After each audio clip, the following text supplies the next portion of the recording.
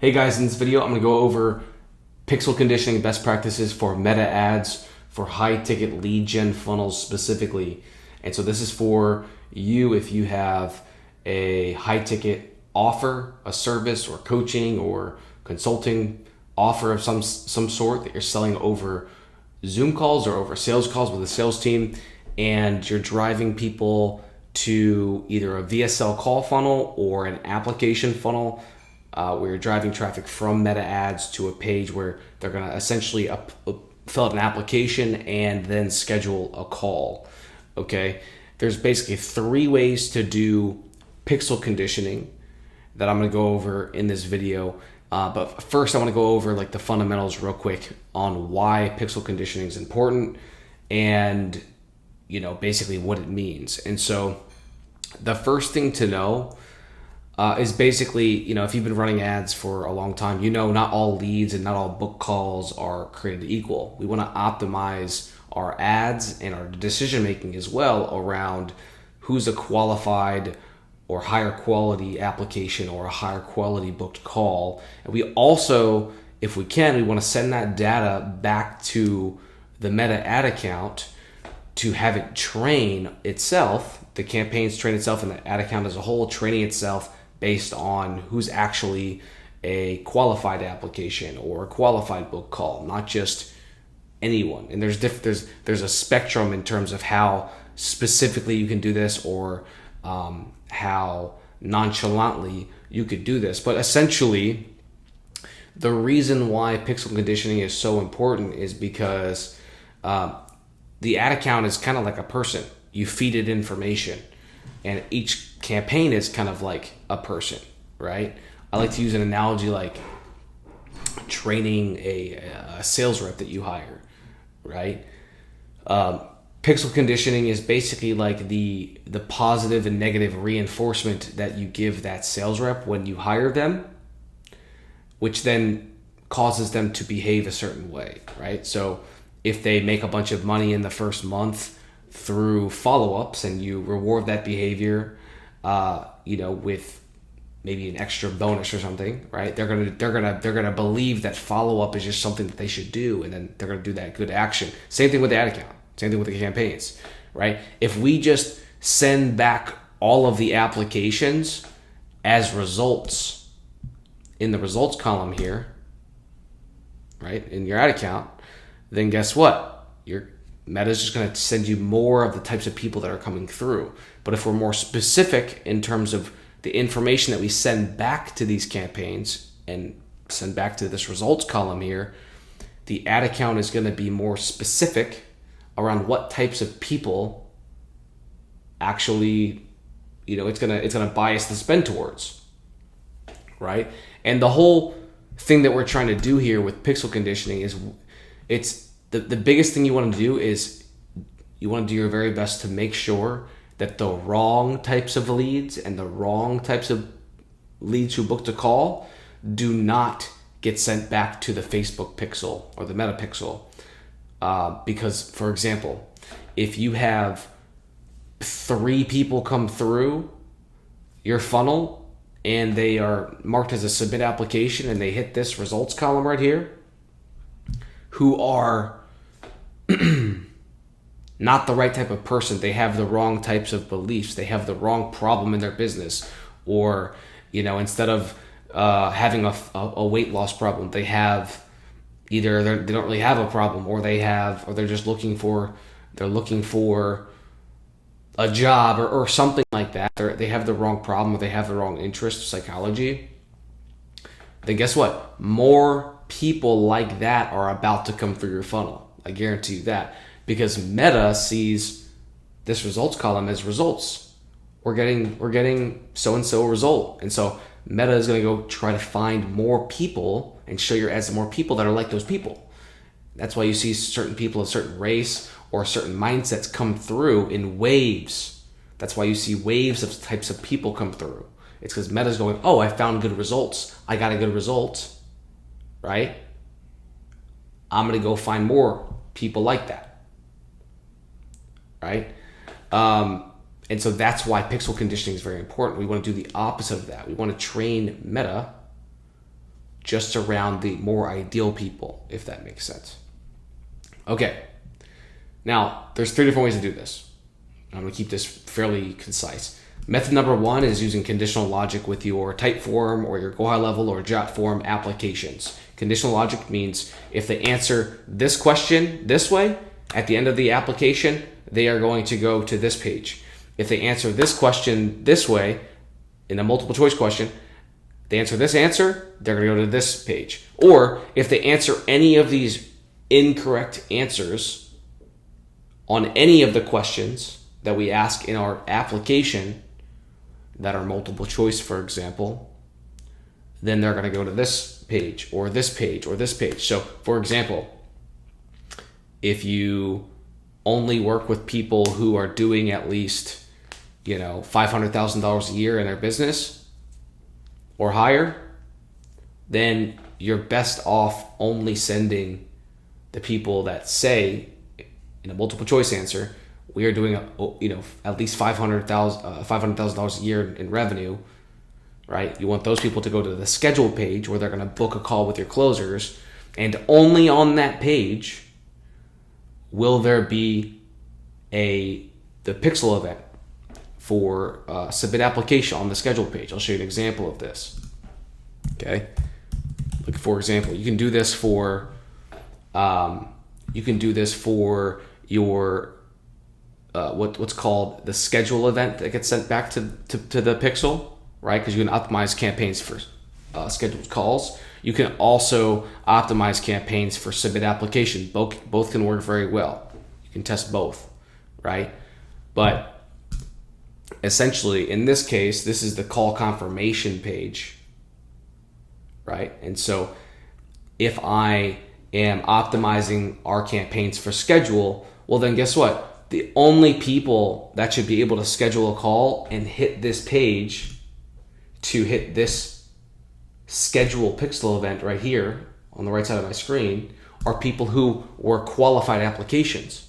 Because I only want people who are qualified in the application and schedule a call to hit the schedule event in this case. This is an example. The other example of this is where, we can, I'll show you an example of this as well. We just use the submit application event on the schedule page. Same thing here. I only want people hitting this specific page in this instance who were qualified applications based on their questions. And how you do this in real time is, again, just using conditional logic. So you can do this in the Go High Level surveys. You can do this in Typeform applications. You can do this in JotForm applications. A bunch of tools allow you to do this, right? But basically, in here, I have conditional logic. I have if-then logic. So if they say, in this case, if they say, I don't have any employees, it's just me. Well, I don't let them book a call even with our setters on this client's sales team. They get sent to a DQ page where they can go look at other resources that are free, right? And there's certain pages, and again, these are just based on multiple choice answers. So if they say they have less than 5 team members, and if they say they are doing less than $500K a year in revenue, again, they'll get DQ'd. They won't hit the pixel, okay?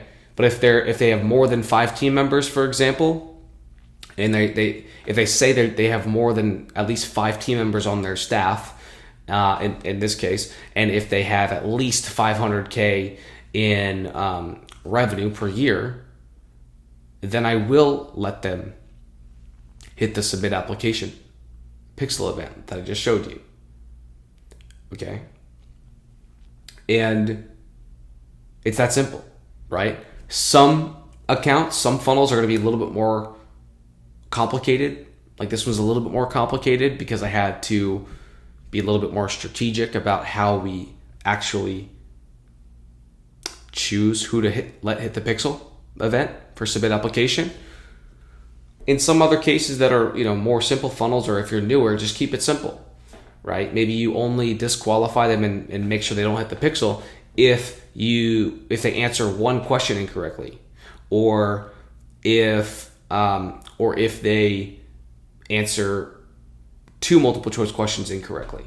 So if they answer this, or if they answer this on either of these questions, then they get DQ'd and they go to a page that does not have the submit application pixel on it and does not take them to a calendar where they would hit the schedule event after they schedule the call. Okay. This is the simplest way, and this can work really well. And we do this in a lot of scenarios still. This is the simplest way to get this done. That's the first way, conditional logic. Okay. The second way, method number 2, is using enrichment/financial qualifications data, right? So a good friend of mine, Spencer Van, he is the founder of SalesKick, which is an example of one of the tools that you can use to do this. And so they basically use AI and financial data that they pull from credit bureaus and whatnot to give you a general idea of like the quality of your applications.